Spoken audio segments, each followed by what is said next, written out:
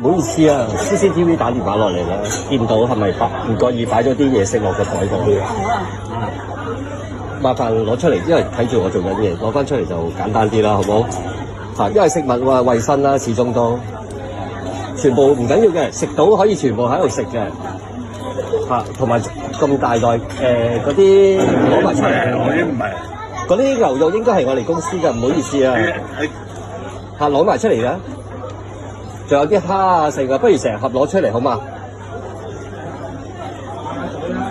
始終都要保障翻顧客噶嘛。食幾多唔緊要嘅，我哋大把時間，但係就唔可以攞走嘅，因為張貼晒出嚟㗎啦。麻煩晒，咁咪攞咯。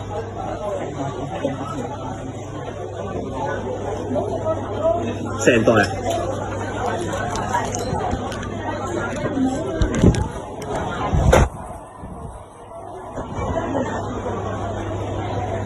生熟嘅，唔好意思啊。